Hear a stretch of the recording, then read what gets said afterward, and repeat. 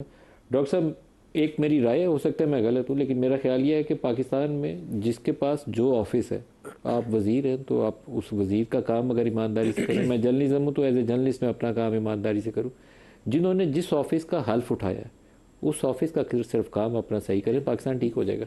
यहाँ chief justice अगर वो हॉस्पिटल की वेस्ट ठीक करने चले जाएगा, कोई फौजी मार्शल्ला लगा के वो जमहूरियत ठीक करने बताएगा कि मैं ज़्यादा डेमोक्रेट हूँ, ये जो पार्लियामेंट के अंदर बैठे 350 हैं ये जमहूरियत पसंद नहीं है, तो फिर तो पाकिस्तान का जो हाल होना था वही हमारे सामने है ना पाकिस्तान। मलिक साहब देखें, मैं इसकी मिसाल हमेशा किसी भी मशीन के और मिसाल के तौर पे आप गाड़ी के इंजन से ले लें। उसमें कई बड़े पुर्जे होते हैं, कई बहुत छोटे पुर्जे होते हैं। अगर छोटा पुर्जा भी उस इंजन में ख़राब हो तो ना वो इंजन चल सकता है ना गाड़ी चल सकती है। इसी तरह जिस तरह आपने कहा कि यहाँ पे हर शहरी जो है वो एक डिफरेंट पोजीशन पे है, कोई पोजीशन बड़ी है, कोई छोटी है, कोई कम अहमियत की हामिल है, कोई बहुत ज़्यादा अहमियत की हामिल है, लेकिन ये तमाम पुर्जे जब तक मिल के काम नहीं करेंगे मुल्क आगे नहीं बढ़ेगा। और एहसास ज़िम्मेदारी के साथ सेनेटर साहब ने इस माशरे में और पाकिस्तान की क्यों हम वहाँ तक नहीं बढ़ सके, मुख्तलिफ़ खामियों की और कोताहियों की निशानदेही की।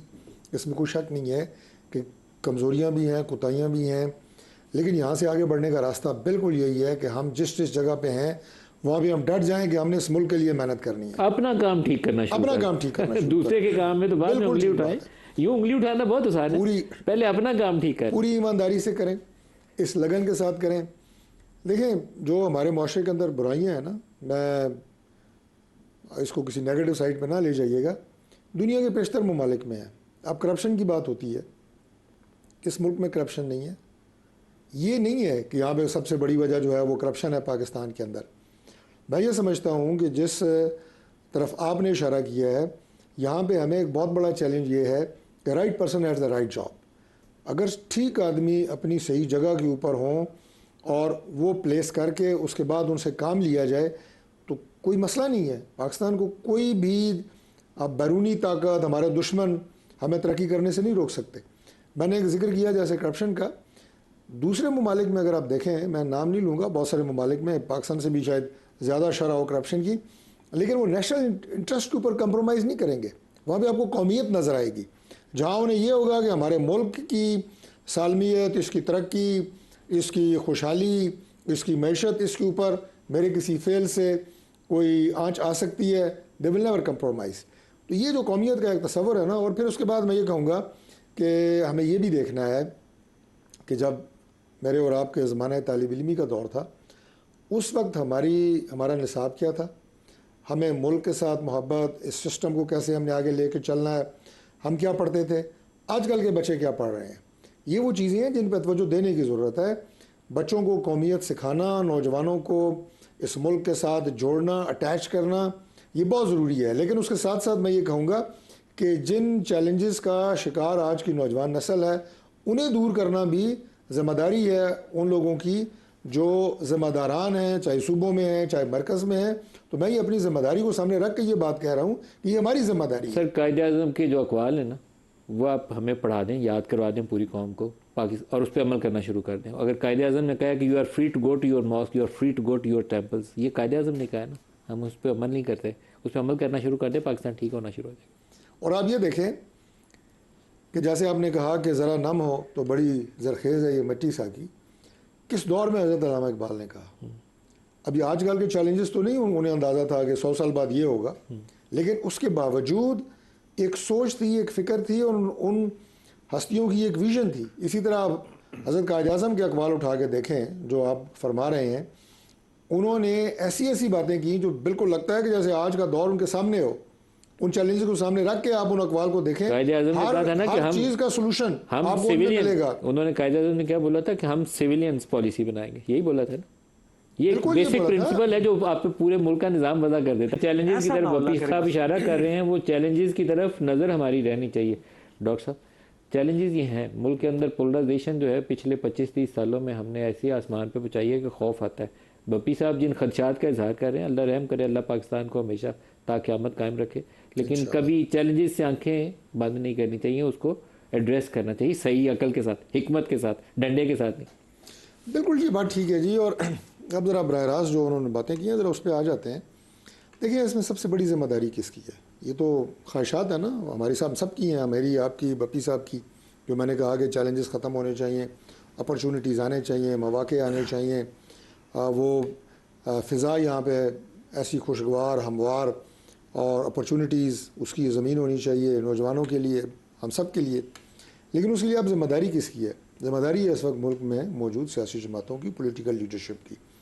और उसमें मैं ये कहूँगा कि अपना हमने सियासी टेम्परेचर जो है वो बहुत ज़्यादा इस वक्त जो है वो हरारत पकड़ चुका है, उस हरारत को कम करने की ज़रूरत है। और सियासी जमातों को ये समझने की ज़रूरत है कि जो ये आप गिला करते हैं, कोई कहता है जी सियासी जो स्पेस है वो कहता है कम हो रही है, कोई कहता है ज़्यादा हो गई है, सुकड़ गई है, इसका ज़िम्मेदार कौन है?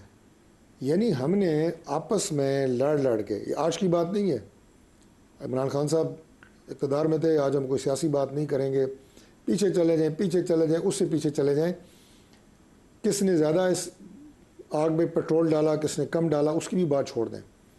लेकिन सियासी जमातों और पॉलिटिकल लीडरशिप को ये गौर करना पड़ेगा कि हमारे कौन कौन से ऐसे एक्शंस थे, किस तरह हमने एक अदम बर्दाश्त की फ़िज़ा कायम की इस मुल्क में, और उसकी वजह से फिर आप आज गिला कर रहे हैं जनाब कि पॉलिटिकल स्पेस जब अयूब खान ने टेक ओवर किया उस वक्त किस इमरान खान या नवाज शरीफ ने हालात ख़राब किए थे?